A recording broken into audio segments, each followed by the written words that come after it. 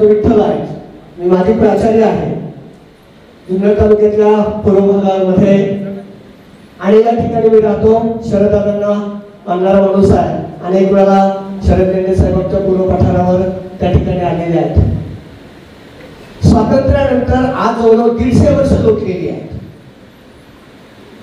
एक शिक्षक या नात्यानं या ठिकाणी फक्त एक प्रतिनिधी नाही आहे.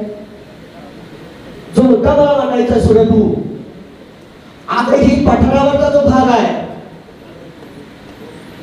तो पाण्यापासून पूर्णपणे वंचित आहे याची जाणीव शरद लेंडे साहेबांना पूर्णपणे आहे. माझे मित्र पिंगळे सर त्या ठिकाणी बसलेले आहेत. बेलेगावचे माझे मित्र आहेत. आज या ठिकाणी बोलताना फक्त एकच जाणवत आहे, सरकार बदललं पाहिजे ही जी भूमिका आहे. आम्ही पवारसाहेबांना मानणारी माणसं आहोत. लाखात 1.25 लाख रुपये जो पगार आज महाराष्ट्रातल्या शिक्षकांना मिळतो ती केवळ कृपा पवारसाहेबांची. पवारसाहेब त्यावेळेस फुले आघाडीमध्ये शिक्षण मंत्री असताना त्यावेळेस त्यांनी भोळे आयोग स्थापन केला आणि भोळे आयोग स्थापन केल्याच्या नंतर केंद्राप्रमाणे महाराष्ट्रातल्या माझ्या प्रत्येक प्राथमिक आणि माध्यमिक शिक्षकाला वेतनवाढी पासून त्याला मिळणारे सगळे भत्ते मिळाले पाहिजे हे पवार साहेबांनी त्यावेळेस आम्हाला सर्व महाराष्ट्रातल्या शिक्षकांना त्यावेळेस त्यांनी तयार करून दिलं. आणि म्हणून महाराष्ट्रातला प्रत्येक शिक्षक आज पवार साहेबांच्या बरोबर असणार यात शंकाच नाही. फक्त रोहित दादा, तुम्ही युवकांचं प्रेरणास्थान आहात. अनेक वेळा तुमचे व्हिडिओ मी पाहतो. माझं वय वर्ष 60 आहे. पण तुमच्याकडे असणारा आत्मविश्वास, तुमच्याकडे असणारी ताकद, युवकांना तुम्ही जी निवडणूक लढवली त्या निवडणुकीचे लाईव्ह व्हिडिओ आम्ही स्वतः पाहिलेले आहेत. ज्या जुन्नर तालुक्यामध्ये असणारा जो काही माझा युवक आहे तो बेरोजगार आहे. पवार साहेबांचा एक व्हिडिओ फार सुंदर पद्धतीनं सुरज भाऊ व्यतीत झाला. 150 वर्ष तुम्ही इंग्रजांनी आपल्यावर राज्य केलं, भारत स्वतंत्र झाला. स्वतंत्र झाल्याच्या नंतर विकासाच्या नावाखाली स्वतःच्या स्वार्थासाठी ज्यावेळेस तुम्ही माकड उड्या मारता त्यावेळेस हे महाराष्ट्रातल्या जनतेला पसंत नाही. हे महाराष्ट्रातल्या जनतेने एकदा दाखवून दिलेलं आहे. आणि म्हणून ज्या कोलांट उड्या मारणारी ही जी लोक आहेत, आम्हाला आमचा जो रोजगार युवक आहे त्याच्या हाताला काम पाहिजे. जुन्नर तालुक्यामध्ये MIDC आहे. त्या MIDC मध्ये आजपर्यंत कुठल्या स्वरूपाचे मोठे उद्योग आले. मग पवार साहेबांच्या भाषेमध्ये जर बोलायचं जर ठरलं, साहेबांच्या भाषेमध्ये विकासाच्या नावाखाली तुम्ही उड्या काढता. मग आतापर्यंत तुम्ही काय केलं? आतापर्यंत काय केलं हा माझा प्रश्न आहे. आणि म्हणून याच जुन्नर तालुक्यातल्या प्रत्येक युवकांचं आज तुमच्याकडे लक्ष आहे. या जुन्नर तालुक्याला जर प्रगती पथावर तुम्हाला न्यायचं असेल तर या जुन्नर तालुक्यामध्ये मोठमोठाले उद्योग त्या ठिकाणी निर्माण झाले पाहिजे.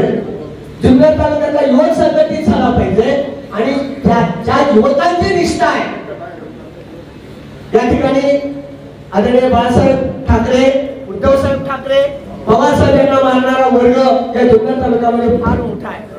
आणि म्हणून या युवकांना तुम्हाला एकत्रित करायचं असेल तर थोडेसे आश्वासन द्या की त्यांना काय नेमकं पाहिजे. त्यांना जे पाहिजे ती रोजगारी पाहिजे, त्यांच्या हाताला रोजगार पाहिजे, ते स्वयंपूर्ण झाले पाहिजे. अशा स्वरूपाचं ठाम आश्वासन आज तुम्ही या ठिकाणी माझ्या जुन्नर तालुक्यातल्या युवकांना द्या. जुन्नर तालुका हा विचाराचा पक्का आहे, निष्ठेचा पक्का आहे. आणि म्हणून हा जुन्नर तालुका आदरणीय पवार साहेबांच्या बरोबर 100% यावेळेस राहणार आहे.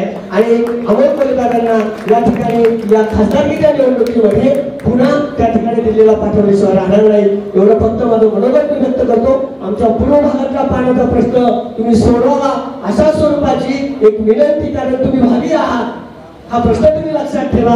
आणि माझ्या पूर्व भागामध्ये असणाऱ्या महिला भगिनी असतील त्यांच्या डोक्यावरचा असणारा जो काही हंडा आहे तो हंडा तुम्ही कमीत कमी खाली कराल अशा स्वरूपाची एक माफक अपेक्षा या ठिकाणी व्यक्त करतो.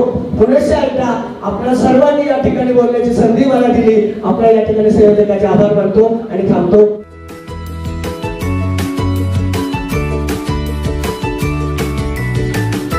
बातम्या शेतीच्या, बातम्या मातीच्या, बातम्या अन्यायाच्या, गुन्हेगारीच्या,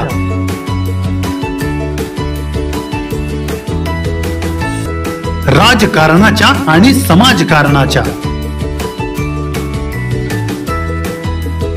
शोषणाविरुद्ध बुलंद आवाज, जनसामान्यांच्या हुंकाराची गाज, सत्कार्याला प्रोत्साहन,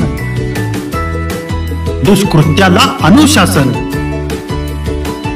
निर्भीड, निस्पृह, सडेतोड, बेधडक आणि रोखटोक म्हणजेच विघ्नहर टाइम्स. शोध बातमीचा, ध्यास सत्याचा.